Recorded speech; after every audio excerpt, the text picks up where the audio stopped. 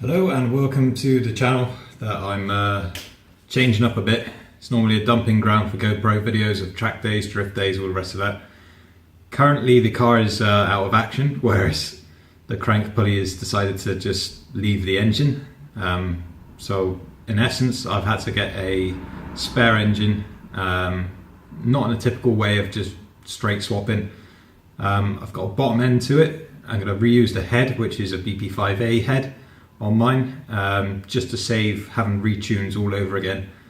In the process, I'm cleaning up the block that I've got, just paint it, do a little bit of effort. I'm going to leave the water pump, leave the timing belt, purely because I'm lazy and I don't want to touch the crank pulley ever again, for obvious reasons. So in essence, this is going to take quite a while. The garage is as clean as it's ever going to be. If you've had the pleasure of being in this garage, you'd know it's a damn sight worse than this. 100% of the time. So give it a week and it'd be back to normal.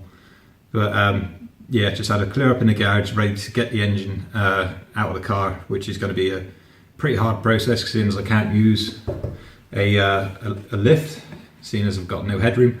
So in essence, I'm going to wheel the car in. I'm not going to drop subframes because again I don't want to touch anything else but this engine. The head is going to come off, hopefully with the intake intact.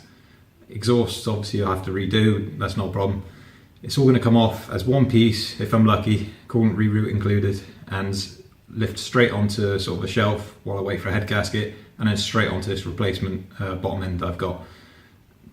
To get the block out, like the bottom end out that I've got, I'm going to just take everything off, power steering pump, alternator, engine mount brackets, gearbox, everything, and just lift the bottom end out of the engine bay with any luck.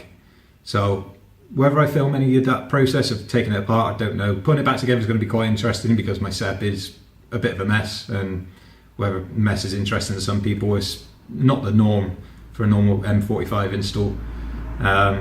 So hopefully we can get fighting fit again and get back on track, because I'm getting pretty bored of not having a decent track car. So stay tuned.